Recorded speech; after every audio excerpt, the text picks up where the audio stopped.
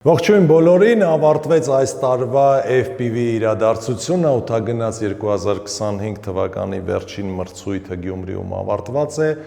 Մեր հյուրն է 5 մատնաչափ FPV մրցույթի առաջին պատվավոր տեղը գրաված Հայկ Թաթևոսյանը, փորձենք հասկանալ ինչ է պետք, ինչ գիտելիքներ են պետք նրա համար, եթե ուզում եք Հայաստանի չեմպիոն լինել FPV դրոնների, ԱԹՍ-ների, թռիչքների, մրցուղիների ժամանակ։ Հայկ, ողջույն։ Հայկ ջան, ինքը աննախադեպ փորձ էր, մենք մի թմից էինք, դու ընդամենը մի շաբաթ առաջ էիր այդ որոշումը կայացրել։ Արի փորձենք հասկանալ կոնկրետ մրցաշարերը ինչ են տալի այն մարդկանց, ովքեր առհասարակ ԱԹՍ-ի թեմայում են, և արդյոք դրանք կարևոր են, և եթե կարևոր են, ապա ինչու։ Դե սկսեմ ամենասկզբից, անպայման տալիս են առաջնահերթ փորձ,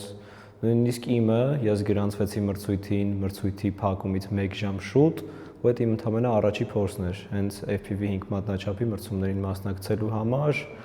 ու անհրաժեշտ գիտելիքներն են գոնել տիրապետել դրոնի ամբողջ ինֆորմացիային, թե ինչպես է աշխատում, ոնց է պետք իր այդ վարվել, նույնիսկ խնդիրներ են դուրս գալիս պրոպելերների տարբեր թարս դնելուց։ Ես ուզում եմ ասել հեռուստադիտողին, որ 52 մասնակցից է առաջին տեղը գրավել Հայկը, իսկ հաջորդ մրցույթը 8-ից 10 մատնաչափներ և այդտեղ մեր թիմը պարտվեց,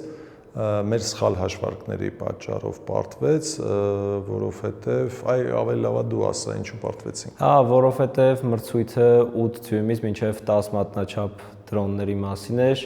մենք ընտրել էինք 10 դյույմանոց դրոն, որը ըստ իր գաբարիտն ավելի մեծ էր, ավելի ծանր էր և ավելի ստաբիլ էր թռչում, քան մնացածը, որը մեզ այդ պահին ձեռնտու չէր։ Վերցրել էինք մեծ չափի մարտկոց, որը նույնպես ավելացրել էր քարջ, ու մեծ չափի 1 կիլոգրամանոց բեռ, որը նույնպես ավելացրել էր իր խնդիրները։ Այստեղ արդարության համար պետք է նշենք, որ ոչ թե մենք վերցրել էինք, այլ մենք ճարել էինք դա, իսկ նվեր տված ձի ու ատամները չեն հաշվում, և եթե դու առհասարակ չունես մարտկոց ու քեզ նվիրում են, ասում են առես 8.2 միլիամպերը տար, ստիպված 8.2-ով ես թռնում, որովհետև 6, 5, 4 և այլն զինանոցում չկա։ Ես կարծում եմ, որ ոլորտը զարգանալու համար, FPV ոլորտը, մրցաշարերը, սա այնպես չի, որ միայն իմ կարծիքն է, մրցաշարերը միակ ճանապարհն է ոլորտը զարգացնելու համար, որովհետև քանի դեռ չկա մրցաշար, յուրաքանչյուրը մտածում է, որ ինքը լավագույնն է։ Մի քիչ մանրամասնի, երբ որ պատրաստվում ես մրցման, ինչն է պետք հաշվի առնել և հատկապես ինչի վրա է պետք ուշադրություն դարձնել, հետո դու անշուշտ ընդունելության քննություն հանձնացես, ինձ հետաքրքիր է այն կարևորագույն բաները, որոնք դու որպես մարզիկ քո համար առանձնացնում ես, հետո ռեալ մրցաշարի ժամանակ դրանք դեր խաղում են, թե դեր խաղում է միայն շնչառությունը, հանգստությունը և ինքնավստահությունը, չգիտեմ։ Նախ սկզբից ամենագլխավոր կետերից մեկը փորձն է։ Ինչքան շատ դու ունենաս փորձ մարզասարքի վրա քշելուց, նույնիսկ սիմուլյատորի, թե իրական կյանքում, դա միայն քո օգուտն է։ Մեր արդյունքը ցույց տվեց, որ 3 շաբաթ պարապելուց հետո ամենօրյա ռեժիմով ամեն օր 4-ից 5 ժամ իրական պայմաններում թռիչք կատարելը ցույց տվեց իր արդյունքը։ Այսինքն ամենակարևորագույն կետերից մեկը դրոնին լիարժեք տիրապետելն է, համ մարզասարքի մեջ, համ արդեն իրական կյանքում, որովհետև ամեն դրոն ունի իր նյուանսները, ունի իր խնդիրները, ունի իր թեքումները և այլն։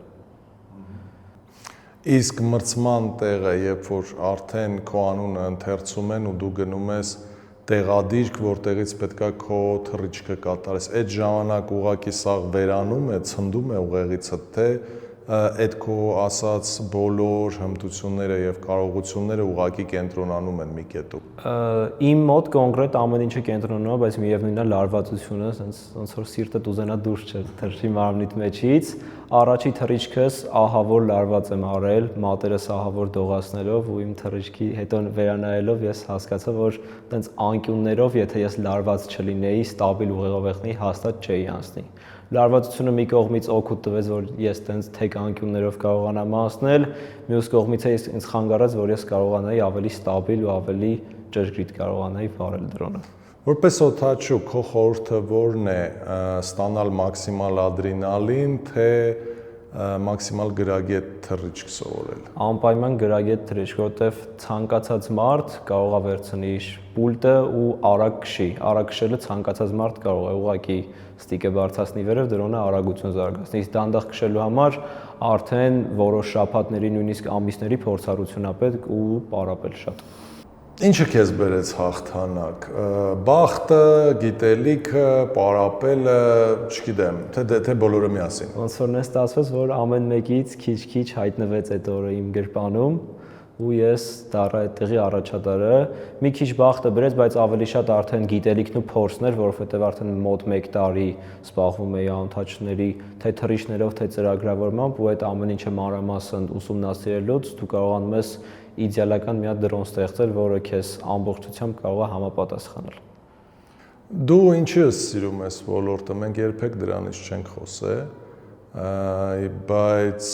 դու ուղնոցուցով ամբողջ օրը սրա մեջ ես, քանդես, հավաքես, թռնես, պրոյեկտես եւ այլն, ինչ է ինքը քեզ տալի։ Ոնց որ շատ պատահում մտա այս ոլորտ, ամենասկզբից ես մտածում եմ, որ որպես ծրագրավորող կշարունակեմ,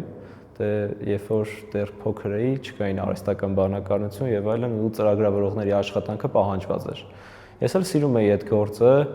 աշխատում էի, բայց երբ որ մոտ մի 5-6 տարի առաջ արդեն արհեստական բանականություն սկսեց թափ հավաքել, արդեն հասկացա, որ չեմ հասցնի իր հետևից։ Ու ինչ որ մի պահի իրական դպրոցում ԱՑՍ-ների մասին լսեցի, ինչ որ տեղերից էլի լսել էի YouTube-ից, Instagram-ից, ինֆորմացիա որոշ չափով ունեի։ Բայց երբ որ մասնակցեցի իրական դպրոցում ԱՑՍ-ների ուղակի բաց դասին, ինչ որ մի բան ոնց որ ներսս շարժվեց, էլի ճտաց, ուղեղումս ու սրտից մեջ ինչ որ բան ճտաց, կամացից սկսեցի մանրանալ այդ գործի մեջ, խորանալ ու ինչքան խորանում ես, ամեն օր նույնիսկ քո համար ինչ որ նոր բաներ է բացահայտվում այդ դրոնի մեջ։ Ոնց որ մարդու օրգանիզմի մեջ է, մինչև հիմա ոչ մի բան դեռ պարզ չի, նույնիսկ դրոնի մեջ է դեռ։ Հիմա արդեն կոնկրետ որոշել ես, որ սա այն ուղղությունն է, որով պետք է առաջ շարժվել, թե կարծում ես արհեստական բանականությունը մի օր է դրոններն է խժռելու։ Դրոնները ամբողջությամբ չի կարա վերցնի, որովհետև դրոնները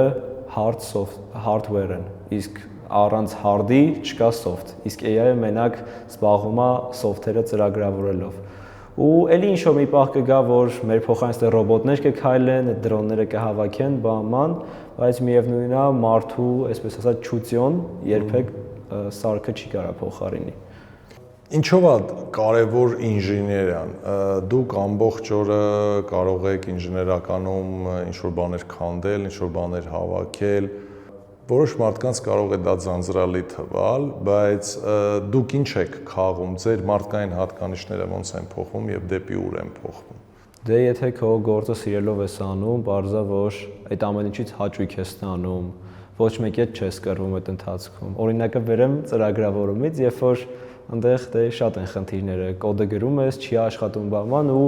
այդ անկախ քեզանից ազդում է քո հոգեկան վիճակի վրա ու ազդում է քո շրջակա մարդկանց հոգեկան վիճակի վրա, որովհետև անկախ քեզանից դու էլ ես սկսում նույն ձև վերաբերվել կողիդ մարդկանց։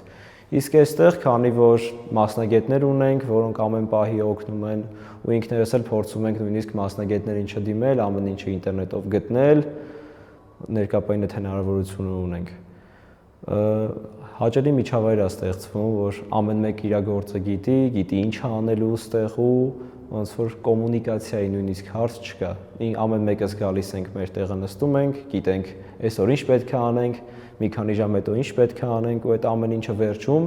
միասին հետաքրքիր բան է ստացվում։ Դու նախկին ամպերի սան ես ու 10 դյույմն է ամպերի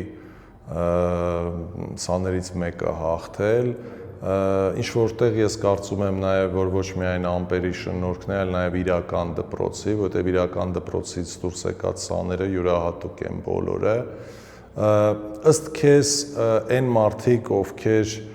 ուղակի միջև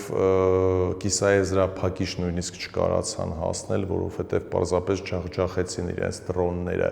Ինչի վրա պետք է ուշադրություն դարձնեմ, որովհետև մենք ուզում ենք ոլորտը զարգացնենք, իսկ դու որպես առաջատար չեմպիոն հաստատ ունես քո վերլուծությունը, ինչումներ իրենց հիմնական սխալը, որ իրենք հավուր պատշաճի չկարողացան հանդես գալ։ Իրենց հիմնական սխալը նրանումն էր, ես խոսեցի համարյա բոլոր մասնակիցների հետ, ծանոթություն ձեռք բերելով ինչ-որ դրոնի խնդիրներով, մեծամասնությունը ինձ ասում էին, որ պարապել եմ սիմուլատոր մի ժամ, կքշեմ, կտենամ ինչա ստացվում այսօր։ Ասում էին, երեք մի հատ թռել եմ ուղակի դրոնը ստուգել, այսօր լավ, մի բան կանենք, կմտնենք ֆինալ։ Որովհետև ոչ պատրաստի մոտեցումներ գործին, ցանկացած գործի մեջ պետք է մանրամասն ուսումնասիրվի իր գործը ու հասնի արդեն վերջնակետին։ Նույն խնդիրը ունենք նաև մենք 10 մատնաչափի դրոնների մասին, որտեվ պարապել էինք ընդհանրապես 1 օր, որտեվ դրոնը մեկ չէր աշխատում, մեկ չէր ուզում աշխատել, մեկ վերակենդանանում էր, մեկ էլի չէր ուզում աշխատել, տենց 4 օր տանջանքներից հետո վերջապես ունեցանք 10 մատնաչափ թռնող դրոն, որը ընդհանրապես կարողացանք լիովին պարապել 1 օր։ 1 օրով էլ ոչ մի արդյունք չէինք կարող արգրավել, հասանք ընդհանրապես կիսաեզրափակիչ, քանի որ դրոնն էլ ծանր էր, արագ քշելու հետևանքով արդեն գնացինք, խփեցինք ընկանք։ Դու նաև վիշապում հրահանգիչ ես եւ քո աշակերտներից մեկը Պարիս Հերունին, հայտնի Պարիս Հերունու թոռը միջև կիսաեզրափակիչ է հասել եւ լավ ռեզուլտատներ ունի։ Կարող ես քո տեսած աշակերտների բոլորի բնավորությունը, գիտելիքները, հնարավորությունները վերլուծելով նկարագրել ինչ հատկանիշներ է պետք ունենալ, որպեսզի գարնանը սպասվող 3 մրցաշարին լավ հանդես գալ եւ տեղ գրավել։ Ավելացնում որ Պարիսը ոչ միայն հասել է կիսաեզրափակիչ, նաեւ 5 մատնաչափով զբաղացրել է 4-րդ հորիզոնականը։ Ես 52 հոգուց ինքն էլ զբաղացրել է 4-րդ հորիզոնականը։ Մեծ արդյունք է իր համար, քանի որ ինքը այնտեղ ամենակրտսերներից էր, 15 տարեկան է ընդամենը Պարիսը։ Ներկապային խնդիրը ներկա սերունդի կայանում նրանում, որ շատ են ծրված, ուղեղները ոչ միտեղ չեն կարողանում կենտրոնացնել, ամբողջ ինֆորմացիան իրաց մոտ հավաքվում է հեռախոսների մեջ, որոնցից չեն կարողանում ընդհանրապես անջատվել։ Այդ մի կողմից իրանց կարողանում են օգտվել այդ ինֆորմացիայից։ Հեռախոսից։ Ըստ քեզ, ինձ պրոստը հետաքրքիր է, դու էլ ես բավականին երիտասարդ, իրանք ակումուլացնում են ամբողջ ինֆորմացիան հեռախոսի մեջ, բայց ըստ քեզ կա ձև հնարավորություն այդ ամեն ինչը ճիշտ օգտագործել։ Իրանք ընդհանրապես պահում են հեռախոսի մեջ, եթե ինչ-որ պատճառներով նստում է հեռախոսը, մոտքները չի, ընդհանրապես ուղեղը զրոյանում է, այսպես ասած դառնում են զոմբի։ Այսինքն հեռախոսից հիմնական խնդիրը աշակերտների եւ երիտասարդների նրանում է, որ հեռախոսի բացակայության պարագայում ոչ մի բանի ունակ չեն, սա էր քո միտքը։ Որովհետև ներկա պահին ես մեծացել եմ առանց հեռախոսի։ Իմ ժամանակ դեռ հեռախոսները նոր էին մտնում, եղել եմ 10 տարեկան, երբ որ ունեցել եմ առաջի հեռախոսս։ Արդեն հոգեկան առումներով ավելի պնդացած եմ եղել, քան ներկա սերունդները, որոնք 2 տարեկանից հեռախոսները ձեռքներն են լինում։ Հիմնական խնդիրը դրանումն է, որովհետև ուղեղները ծրված է շատ լինում, չեն կարողանում կենտրոնանալ ոչ մի աշխատանքի վրա։ Իսկ հեռախոսը տալիս է արագ ինֆորմացիայի հնարավորություն, ընդհանրապես ուղեղին պետք չի մտածել, ինքը միանգամից տեսնում է այդ ինֆորմացիան, ոչ մի մտածելու կարիք չունի, ընդհանրապես աշխատանք չի կատարում ուղեղը։ Ես կյանքում չեմ մոռանա այն տեսարանը, երբ որ Կարոյի մեր աշակերտ 56 տարեկան որոշեցինք 14 տարեկանների հետ միասին սովորեցնենք դրոն հավաքելու գործընթացը եւ երբ որ տվեցինք սխեման, միայն մեծ տարիքով ավակ ընկերը սխեմայով 3 րոպեում հավաքեց։ Բոլոր երիտասարդները 14-ից 17 տարեկան մտան ինտերնետում գտնելու ճանապարհը ընտրեցին ու բոլորը տապալվեցին։ Ինչա պետք անել, որ օր առաջ ավելի շատ մարդ ներգրավի այս ամեն ինչի մեջ, հարցս մի քիչ ուրիշ ձևակերպեմ, այդ ճիշտ է, որ ասում են մինչև մեջի փողը չտենան, ջահելները չեն սկսի այդ գործով զբաղվել։ Դե ներկապային հա, որովհետև բոլոր մարդիկ էլ հաստատապես ջահելները, քանի որ հիմնական գումարի աղբյուրը իրանք վերցնում են իրենց ծնողներից, ցանկանում են որոշ չափով առանձնանալ։ Ես էլ եմ եղել անկախանալ, ես էլ եմ այդ ճանապարհին գնացել, բայց սկզբից չեմ ընկել փողի հետևից։ Իմ վրա եմ աշխատել, գիտելիքներից վրա եմ աշխատել, փորձել եմ ինձ տարբեր ոլորտներում փորձեմ ու կամացից ոնց որ գտել եմ ճիշտ ճանապարհը, այդ ճանապարհով շարժվում եմ։ Ներկա պահին հիմնական սերունդը նայում է, որ այս գործը առաջնահերթ է,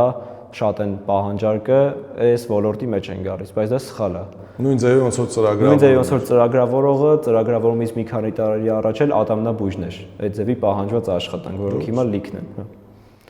Այդ Պարզա որ սխալ է, որովհետև էլի ոնց որ ծրագրավորումը ինքը որոշ ժամանակ հետո էլի ցնդելու է, որովհետև մարդիկ շատ են այդ ոլորտով լինելու, արդեն էլ մարդկանց պահանջ չի լինելու։ Ուղղակի պետք է կենտրոնանալ մեր վրա, հասկանալ թե մենք կոնկրետ ինչ ենք ուզում, ոչ թե ընկնել փողի հետևից, ու երբ որ արդեն հասկանանք թե ինչ ենք ուզում, հաստատ մեզ ինչ որ սրտի հաճույքի աշխատանք կգտնենք։ Մի քիչ հետ գնանք, երբ որ դու նկարագրեցիր քո հասակակիցների երիտասարդները ինչքան են կլանվում հեռախոսով եւ չեն կարող կենտրոնանալ դրոնի վրա եւ ընդհանրապես որևիցե բանի վրա, ինձ հետաքրքիր է դու ոնց ես մտածում, ըստեղ ավակ սերունդը անելիք ունի, այսինքն, չգիտեմ, տարբերակ 1 արգելել, չափից դուրս շատ օգտվել հեռախոսից, կամ տարբերակ 2 ավելի շատ ժամանակ գտնել երիտասարդին, ուղղել դեպի գրքեր, հիմնավոր գիտելիք, արհեստ, չգիտեմ, դու այդ հարցերը քեզ տվել ես, լուծում կա, դրա դեմը ոնց ենք առնել։ Անպայման կա լուծում, հեռախոսից պետք է օգտվել ոչ միայն նաև ցրվելու, ինչ որ խաղեր խաղալու, այլ նաև հենց քո օգտակարության համար։ Կան լիքը ուղեղն աշխատացնող խաղեր, կան լիքը ուղեղ աշխատացնող կայքեջեր, որոնք քեզ օգնում են ուղեղդ ավելի արագ սկսի աշխատել, մտածել։ Գրքեր կարդալը իհարկե էլի պետք է, որովհետև այդ արդեն քո բառապաշարն է զարգացնում, մարդկանց հետ շփումը ոչ թե կաշկանդված է լինում, այլ հանգիստ կարողանում ես շփվել։ Ուզում եմ հասկանալ, մենակ ես չեմ փաստորեն նկատել, որ մեր աշակերտները շփման խնդիր ունեն, իրենք նախադասություն չեն կարող կազմեն։ Շատ դժվար է իրանց մոտ ստացվում, որովհետև երբ որ գնում են տուն, 4-ից 5 ժամ իրանք չեն խոսում, ուղղակի թերթում են, հեռախոս են թերթում։ Ու իրանց մոտ այդ խոսալու ունակությունն էլ է կամացից դեգրադացվում։ Ավակ սերունդը ունի, քանի որ ավակ սերունդը չի մեծացել հեռախոսների վրա, ինքը այս ոլորտում մի քիչ հետ է մնում։ Ինքը հետ է մնում մարզասարքեր վարելու, հենց դրոն վարելու մեջ, քանի որ ներկայիս սերունդը ինքը սովորել է ջոյստիկներ բռնել, հեռախոսներ բռնել, գեյմերներ են։ Բայց իրանք սովոր չեն եղել մի հատ փոքր թղթի վրա նաստրոկեքով գրած այդ դրոնը հավաքել, ինչը անում է մեծ սերունդը, նույն ձև ավելի հեշտ սովորում է, ավելի հեշտ ընկալում է, քան սիմուլյատորն է կարողանում քշել։ Ոնց որ մի սերունդը ունի այս առավելությունը, այս թերությունը, մյուսն էլ իր առավելություններն ու թերությունները։ Արի փորձենք ճանապարհ գծենք, որտեղ այսօրվա ոդքասթի իմաստը այն է, որ մենք ճիշտ ուղղորդենք, այսինքն ասենք, որ չեմպիոնությունը լավ բան է, ստանում ես մրցանակներ, գումարային ինչ-որ պարգևներ, բայց ես ուզում եմ դու մի հատ ճանապարհը ցույց տաս, թեկուզ քանի ժամ կամ քանի օր է պետք ծախսել, որպեսզի հասնես այդ արդյունքին։ Եվ արի մի հատ դա հասկանանք, էլի, քո սեփական օրինակով, եթե մարդը նպատակ ունի գարնանը կայանալիք 3 FPV մրցույթներից որևիցե մեկում դրամական պարգև շահել, ապա իր գործառույթները որոնք են, 1, 2, առաջնահերթ ինքը պետք է տիրապետի դրոնին լիովին, քանի որ մանրամասնի, քանի որ նույնիսկ Գյումրիում, երբ որ հրահանգիչները ասում էին պետք է ձեր վիդեո համակարգի չիսատաները փոխեք, 90%-ը չէին կարողանում դա անել, որովհետև իրանց տվել էին դրոնը, իրանց պապաները առել էին իրանց ջեբից, ասել էին տղա ջան, դու պետք է գնաս քշես, կրես ու ոչ մի բան չէին սովորացրել դրոնի մեջ։ Ինչը սխալ էր։ Երեխաները չէին կարողանում ոչ բան անել, այո։ Դա 90% դեպքերում էր։ Մնացած 10%-ն էլ արդեն զբաղացրեցին առաջինից 4 տեղերը, որովհետև իրանք այդ փորձը ունեին, կարողանում էին գոնե այդ ամենանվազագույն բաները անել։ Այդ ամենանվազագույնը։ Երկրորդը գոնե դրոնը մի անգամ ամբողջությամբ քանդել, հավաքել, քո ձեռքով, եթե նույնիսկ առել ես 0-ից հավաքել, զոդումից սկսած մինչև ծրագրավորում, որովհետև այնտեղ ամեն մի մասնիկը կարևոր է։ Քո ուղեղի մեջ այդ ամեն մի մասնիկը պետք է նստի։ Մյուսը արդեն սիմուլյատորով շատ ժամանակ տրամադրելն է, որովհետև ինչքան շատ ժամանակ դու տրամադրես սիմուլյատորին քո հմտությունները զարգացնես, այնքան ավելի մեծ հավանականություն է, որ առաջի թռիչքից դրոնը չես ջարդի, չես ավիրի ու ավելի լավ կքշես, քան երբ որ քիչ սիմուլյատոր ծախսեիր, ու վերջինը արդեն իրական կյանքում թռիչքը, որովհետև սիմուլատորները ինչքան էլ լավն են, նրանց ֆիզիկան տարբերվում է իրական կյանքում դրոնի ֆիզիկայից։ Արդեն այս 3 կետերը կատարելուց հետո միայն իրական կյանքում թռիչքները լիովին բավական են, որպեսզի դրոնին կարողանալ տիրապետել, կարողանալ արագություններ զարգացնել, արագ այդ արագությունները կոտրել, ստաբիլ քշել, արագ քշել եւ այլն։ Սենց կարմիր թելով 2 օրն էլ մրցաշարի ես նկատում էի, որ երիտասարդները ուղղակի համբերություն չունեն։ Ես չգիտեմ, դա հեռախոսից է, գեյմինգից է, թե ինչից է, բայց արդյոք չես կիսում են կարծիքը, որ դրոն վարելու, թռնելու հիմնական հաջողության գրավականներից մեկը համբերատարությունն է, որը շատ քչերն են տիրապետում։ Կա տենց բան, թե ինձ թվում է։ Ոչ միայն դրոնը, նույնիսկ առաջի օրը, երբ որ մրցում էի Su-27 ու Cessna 132 մոդելները, նույնիսկ այդ ժամանակ երեխաները այդտեղ փոքր էին, 10-ից 12 տարեկան էին, այսինքն նոր եկող սերունդներ։ Նրանք չէին համբերում, ուզում էին առաջինը շուտ անցնեին մեջով, բայց ծուռ էին գալիս, սխալ էին գալիս, չէին ուզում գնային մի հատ էլ շրջան տային, նորից գային ավելի հանգիստ կերպով անցնեին։ Արագ ուզում էին գային անցնեին, ու այնպես ստացվեց, որ ֆինալ հասան ու առաջի 3 հորիզոնականներ ընկան այն մարդիկ, ովքեր ուղղակի իրանց սամոլոտը բերեցին, պասատկա արեցին։ Ոչ մի բանի մեջով չանցան, ուղղակի բերեցին եւ իջացրեցին։ Արի փորձենք ամփոփենք, Գարնանը 3 մեծ մրցույթ է սպասում, դու արդեն ասացիր, դու ցույց տվիր չեմպիոնության ճանապարհը ըստ էության։ Ես կարծում եմ մենք մյուս դպրոցների հետ էլի կպարապենք, մեր փորձը կփոխանցենք իրենցից ինչ-որ բան կսովորենք, որովհետև ես անձամբ ասեմ, որ այդ մրցույթներին գերնպատակ չեմ դնում ինչ-որ առաջ տեղ բռնել, ինչը ինչ խոսք հաճելի է, բայց ինժեներիայի տեսանկյունից, երբ որ դու հասկանում ես ինչքան հետ ես, այդ բան ոնց որ հարմարել չի ասել, որ բախտի հանգամանքով կամ ես սենց ասեմ, 52 մասնակցից արի խոստովան ենք 35-ը ուղղակի դուրս մնաց ոչ պատրաստ լինելով։ Իսկ ոչ թե սպորտային բախտը չբերեց, ոչ թե ժյուրին սխալ գնահատեց, այլ ուղղակի թափթփված մոտեցումով տապալվեցին ու ես միշտ ասում եմ դա աշակերտներին, որ օդը թաթալաբազներին չի սիրում։ Այսինքն եթե դու ինչ-որ սարքով օդում ես, բայց շատ թաթալաբազավարի ես այդ ամեն ինչին մոտեցել, անկումը անխուսափելի է։ Այսօր մի հատ հետաքրքիր զանգ եղավ, անունը չասեմ, պոտենցիալ աշակերտներից մեկն է, ասում է ես ավատա 2 եմ առել, դա ինքը թույն դրոն է, չէ՞ ախպեր, բան FPV է, բան սենսնենց, ասում եմ դե հա, բան ենթադրենք, ասում է ինչքան է դասընթացը, ասում եմ դե 2 ամիս, սենց ամ, բայց ինձ շուտ է պետք։ Ու տենց մոտավորապես մի 30 տարեկան տղա էր ցայնով էլի,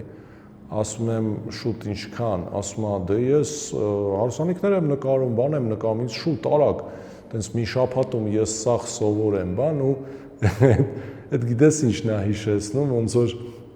մարզասրահում, ասենք օլիմպիական չեմպիոնը, որը 15 տարի մարմին է կառուցել, որ բան անի, ինչ որ մի հատ sense նիհար 15 տարեկան երեխա գա ու ասի շուտ ամիս ու կեսում ուզում եմ այս նույն կառուցվածքը ունենալ կամ գերը ուզենա 10 օրում նիհար արագացրա ամիս ու կեսում պետքա Շվարցնեգեր դարձնես բան ու իսկապես Վիշապ-Դրոն ակադեմիան ամենօրյա ռեժիմում հանդիպում է այդ խնդիրներին, երբ որ մարդիկ ընդհանրապես համբերատար չեն, շատ մակերեսային պատկերացում ունեն գիտելիքը ինչ է եւ մի հատ էլ բան կա չեն ուզում սխալվեն, որովհետեւ սխալվելը ունի գին, թե ֆինանսական, թե բարոյական, թե հոգեբանական, ոչ մեկ չի ուզում այդ գինը վճարի։ Չէ, եթե դա ինչ-որ մեկի հաշվին է ուզում են, բայց եթե իրանց հաշվին է չեն ուզում։ Ցավոք սրտի այդ սխալներ են հենց մարդուն ավելի ուժեղ դարձնում։ Մենք այդ սխալների պատճառով ունենք լիքը ջարդած պրոպելերներ, որոնք հասցրել են մեզ այդ արդյունքին։ Ու իրար հերթականությամբ պատիվրել խփած ջարդած պրոպելերները վերևից մեր առաջի հորիզոնականը։ Շնորհակալ եմ եթերի համար, ինձ մնում է ասել, որ հիշեցնել, որ Հայկ Թադևոսյանն էր այս տարվա չեմպիոնը 5 մատնաչափ FPV դրոնների մրցույթում, մենք ձեր այդ սիրով կիսվեցինք հաջողության գրավականով, քանի որ մեզ պետք են ուժեղ գործընկերներ, որոնք կստիպեն մեզ էլ ավելի ուժեղանալ, էլ ավելի խելացի դառնալ եւ ընդհանուր ոլորտը ավելի պատշաճ մակարդակի հանել, հետևեք մեր ոդքասթին, փորձելու ենք ոլորտից հետաքրքիր, դիտարժան եւ խոսք ունեցող եւ միտք ունեցող մարդկանց հրավիրել, լավ մնացեք։